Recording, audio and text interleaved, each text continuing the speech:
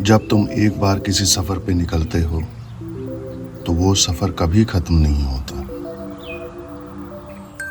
वो बार बार दोहराया जाता है तुम्हारे अंदर। जब जब तुम जिंदगी के उन शांत पलों में अपने आप को जानने की कोशिश करते हो। जैसा मैंने अपनी पिछली वीडियो में बताया था, गुरदंगमार लेक के पास जो 30 मिनट हम दो दोस्तों ने बिताए थे, वो पल हमारी यादों में हमेशा जिंदा रहेगा। वहां से लौटते वक्त हम दोनों दोस्त एकदम खामोश थे। ना कोई एड्रेनलिन रश, ना कोई फियर ऑफ एक्साइटमेंट, सब गायब हो गया था। ऐसा लग रहा था जैसे हमारे लिए वक्त रुक सा गया हो। चारों तरफ एक अजीब सी शांति थी। शायद पहली बार हमने अपने अंदर इतना सुकून महसूस किया हो। वैसा ही सुकून जैसे किसी मॉन्क के चेहरे को देखकर आता है। और धीरे धीरे वो माहौल, वो एहसास मेड अस मॉन्क्स। मॉन्क्स जो रॉयल एनफील्ड मीटियोर पे दुनिया घूमने का सपना सजाए चले जा रहे थे। क्या हमारा ये सफर यहीं पे खत्म हो जाएगा? नहीं, बिल्कुल नहीं, क्योंकि यहीं से शुरू होती है the Monks on the meteor की कहानी।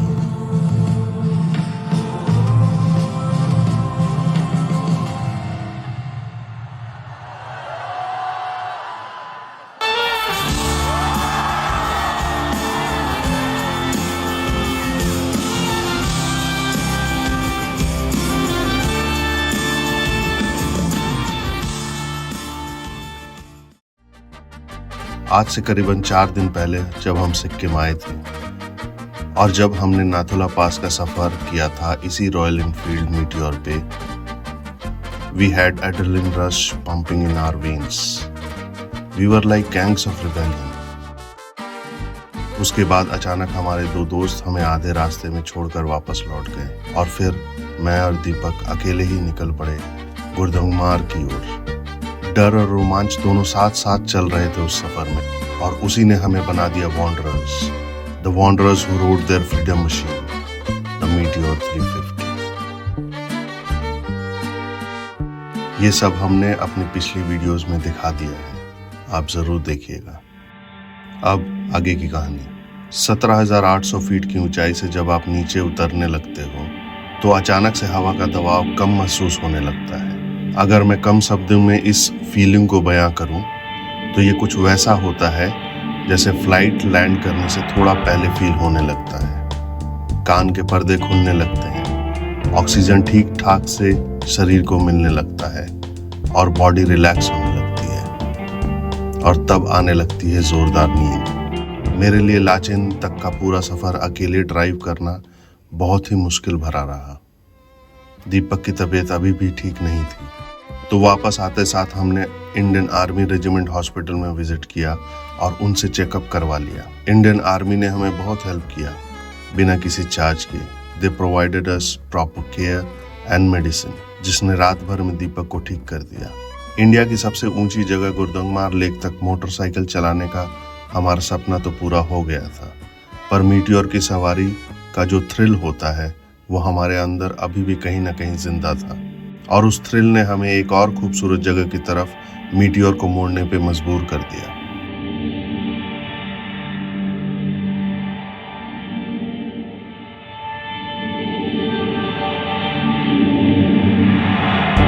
नॉर्थ सिक्किम के साइड 2 खूबसूरत गांव हैं, लाचेन और लाचुंग। लाचेन होकर आप गुरदंगमार लेक की ओर जाते हैं, जो चाइना के तिब्बत बॉर्डर से कुछ ही किलोमीटर दूर है। जहां आज हम जा रहे थे वो लाचुंग गांव और युमथांग वैली भूटान से 10-15 किलोमीटर सटे हुए बॉर्डर एरिया में ही पड़ते हैं।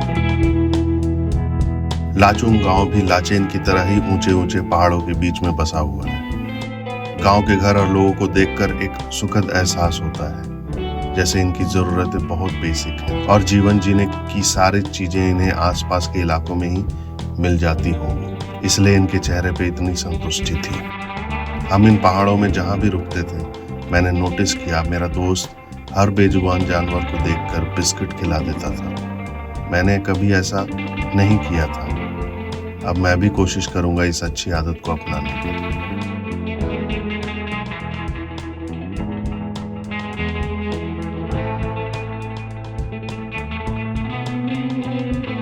गुरदंगमार और युमथांग के रास्ते के मंजर काफी अलग है। यहाँ ऊंचे ऊंचे पहाड़ तो हैं ही, पर उसके नीचे चीड़ के पेड़ों से भरे जंगल और आगे घास के मैदान। It was quite scenic and picture perfect. Yumthang valley के रास्ते में ठंड जबरदस्त थी, लेकिन ये ड्राई ठंड नहीं थी गुरदंगमार लेक जैसी। यहाँ हर तरफ इतनी हरियाली थी कि ये ठंड काफी प्लेजेंट महसूस होने लगी।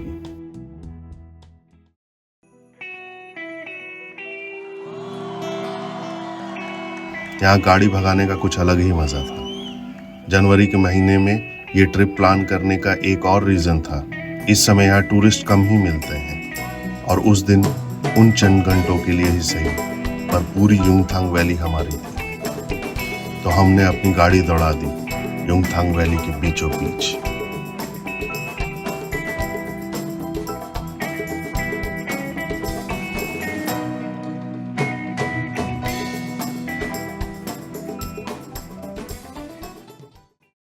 सदियों से मॉन्क इन्हीं पहाड़ी और खुली वादियों में ध्यान लगाने आते रहे हैं। ये हवा में लहराते सफेद फ्लैग इस जगह की शांति का प्रतीक है। यहाँ कुछ देर बिताने के बाद we also felt that we may have gained the same peace of mind. We felt like monks, the monk who had their own meteor.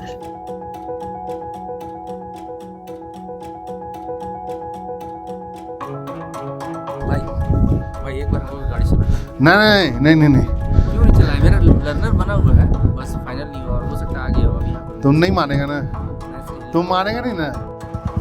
मैं तो चला।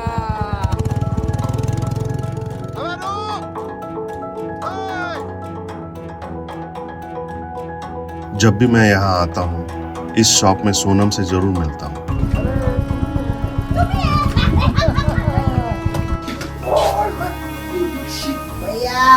सोनम यहाँ का एक लोकल लड़का है। रैपिंग का बहुत शौक है इसे। लेकिन आगे 50 भी देना पड़ा। हाँ। 50 रुपए दिए थे, याद है? सब ठीक। ये मेरा भाई है, तांत्रिक कर देता है।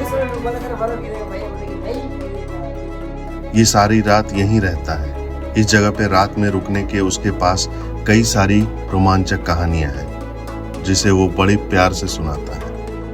देखो सोनम है ये वाइन बनाता है और हम लोग बनाते हैं इसका। ये बेरी जो है ना, ये इसे हम खेकिया बोलते हैं अपने लैंग्वेज में, जो खेकिया बोलते हैं इसको। तो हम इसका वाइन बनाते हैं होममेड। ये प्योर नेचुरल, इसमें केमिकल वगैरह कुछ भी नहीं डालते हैं। उसके हाथों की बनी मैगी एक बार खा कर देखिएगा और पहाड़ी फूल से बनी रेड वाइन भी जरूर टेस्ट कीजिएगा। कैसा लग रहा है? जबरदस्त लग रहा है ये। हैं? कैसा लग रहा है? ये इसका टेस्ट एकदम अमेजिंग लग रहा है। एकदम नेचुरल नहीं? अरे भैया, बनाया किसने? बनाने वाला थे। याद रखना। ठीक है भाई। उसकी बातों में समय कब निकल जाता है पता ही नहीं चलता और इस दोस्त को अलविदा कहकर हम वापस निकल पड़े।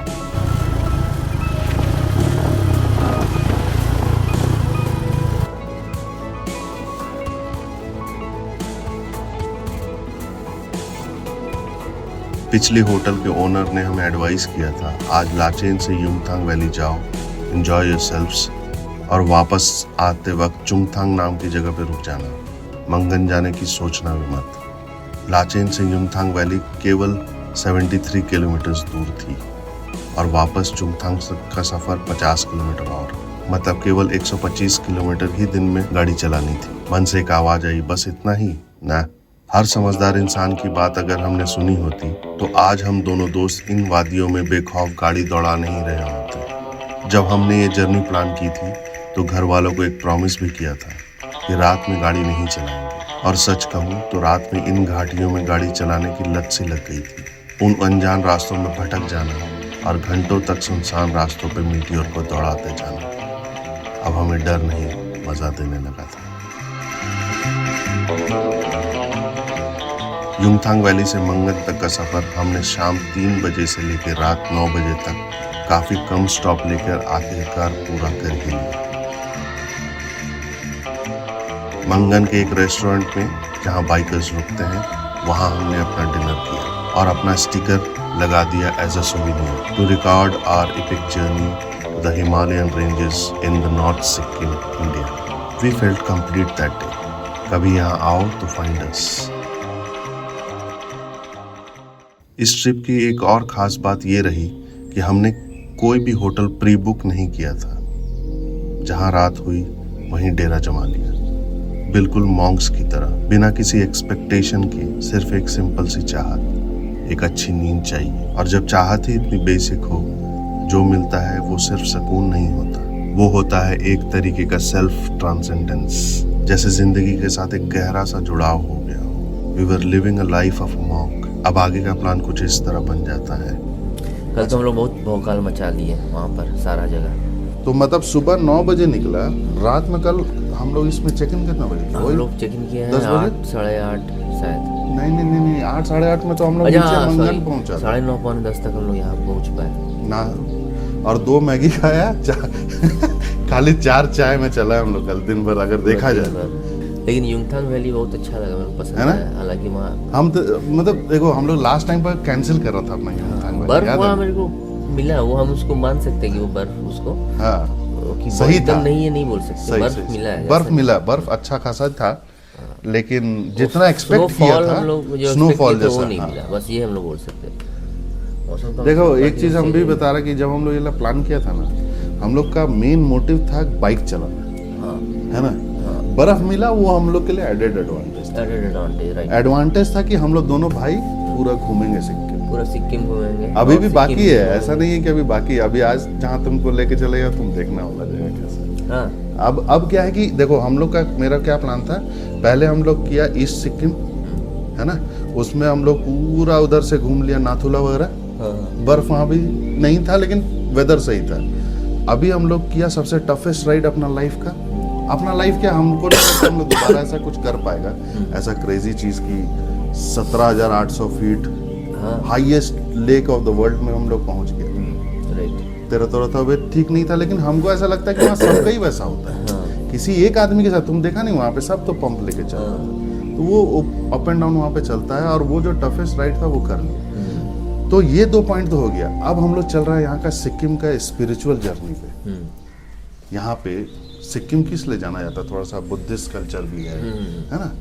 अब हम लोग का ये लास्ट जो कंक्लूडिंग मोमेंट होगा ना, अब हम लोग थोड़ा सा स्पिरिचुअल जर्नी भी करते हुए चलते। क्या बोलते हैं? रेडी है ना? रेडी है। चल चला जाए। चल। हम लोग तो रेडी है, चला जाए। चलो।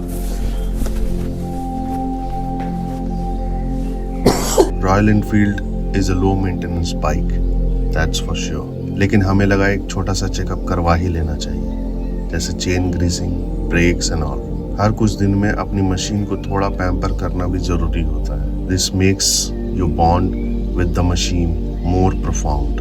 बहुत सारे अच्छे स्मॉल किचन्स है इस वेसिनिटी में, लेकिन मैं यूजुअली इसी जगह पे रुकता हूँ। इनके पास होम ग्रोन वेजिटेबल से बनाए हुए जैम, पिकल्स, मसाले का एक शानदार कलेक्शन है, which of course you can buy.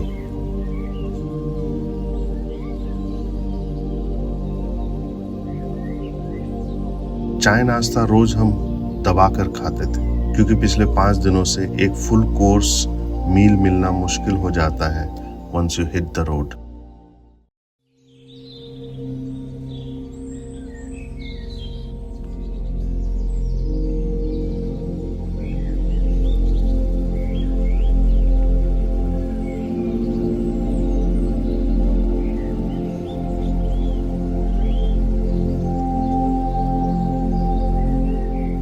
Road infrastructure का काम इस रीजन में कुछ ज़्यादा ही चल रहा है।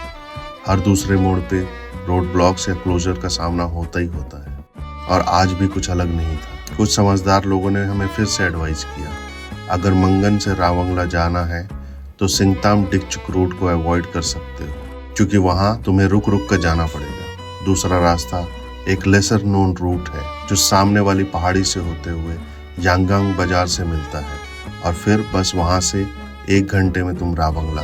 रिस्क होमोस्टेसिस जानते हैं क्या होता है? एक ऐसा स्टेट ऑफ माइंड जब आप अपने लिए एक रिस्की सिचुएशन हमेशा बनाए रखना चाहते हैं। जब भी थोड़ी सी कंफर्ट महसूस होती है, मन बोर होने लगता है और आप बार बार उस रिस्क लेवल को अपने दिल में मेंटेन करना चाहते हैं। हम भी उस दिन जानबूझकर अपने आप को उस अनसर्टेन सिचुएशन में धकेलना चाहते थे। चल इस रास्ते से चलते हैं, शायद ही कोई टूरिस्ट कभी गया होगा यहाँ से। हमने मखा नाम के एक छोटे से गांव से डाइवर्जन ले लिया। Instantly we felt that kick of joy ride. Road अच्छी थी यहाँ और फिर सड़कें बदल गई। धूल, मिट्टी। कैसा लगा दीपक? बस ये रास्ता जो है ना, रोड जो बन रहा है इससे ये खट्टा है ना, पूरा शरीर को तोड़ देगा। और ये हम लोग 3-4 घंटा लगातार चला रहे हैं। ऐसा नहीं था कि ये सुनसान रास्ता था, बल्कि इसका उल्टा अपोजिट। छोटे छोटे प्यारे प्यारे गांव, चारों तरफ फूलों के बागान, खूबसूरत माहौल।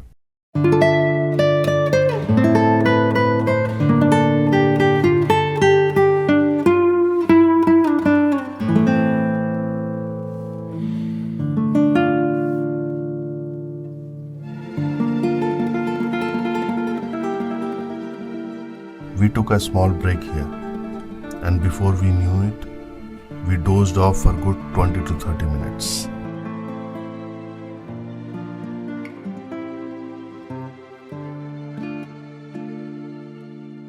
ये समझ आ गया था कि फिर से हम रास्ता भटक गए हैं। लोकल्स की माने तो ये रास्ता सही है, पर इन पहाड़ी रास्तों का ये चक्रव्यूह से निकलते निकलते हमें रात होने लगी थी।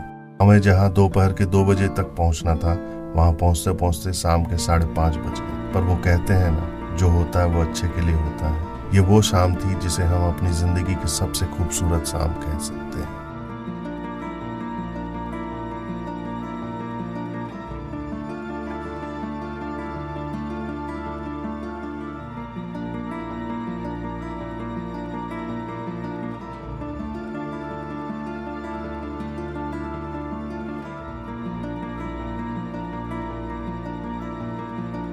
रावंगला समंदर से 8000 फीट की ऊंचाई पे बसा एक छोटा सा टूरिस्ट टाउन है। यहाँ आसपास बहुत शांति है, पर असली शांति तो बुद्धा पार्क के अंदर मिलती है।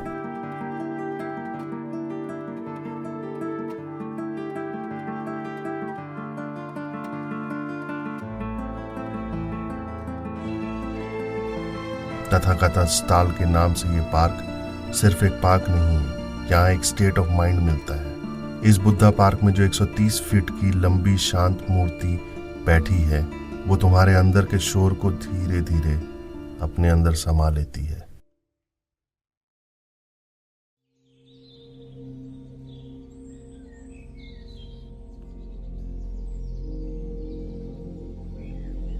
यह जगह हिमालयन बुद्धिस्ट सर्किट का भी हिस्सा है, एक ऐसा तीर्थ यात्रा मार्ग जो सिर्फ टूरिज्म नहीं बल्कि एक आध्यात्मिक यात्रा का केंद्र बन गया है।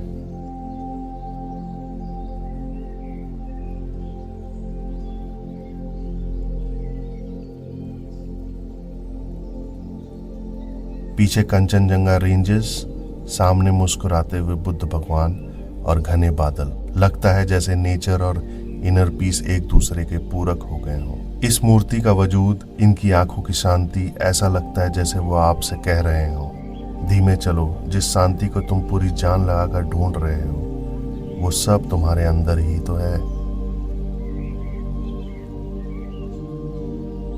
अब वक्त आ गया था इस धमाकेदार सफर को घर और परिवार की तरफ मोड़ लेने का। हम जिस चीज के लिए यहाँ आए थे वो सब मिल गया था, वो शांति की लौ जो हमारे अंदर जगमगा रही थी। The eternal peace. आखिरी का यह सफर अब हम चाहे ना चाहे रुकने वाला तो था नहीं, जो सारी यादों को दिल में समेटकर हम फिर से चल पड़े।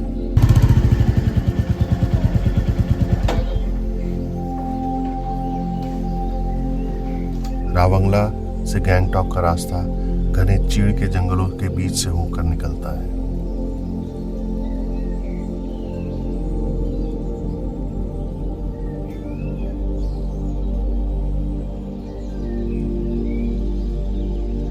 वापसी के उस सफर में अचानक एक घना कोहरा हमें चारों तरफ से घेरने लगता है। विजिबिलिटी मुश्किल से 5 से 6 मीटर। लगता है जैसे कुदरत भी हमें अपने गले से लगाकर हमारी पीठ थपथपा रही हो और कह रही हो, जब भी मन अशांत हो तो वापस चले आना मेरे बच्चे। जिस मोड़ से ये सफर शुरू हुआ था वहीं लौटकर इसे खत्म करना था। गैंगटॉक अब हमारी मंजिल थी और वहीं हमें अपने साथी रॉयल एनफील्ड मीटियोर को आखिरी अलविदा भी तो कहना था। ये काफी मुश्किल होने वाला था।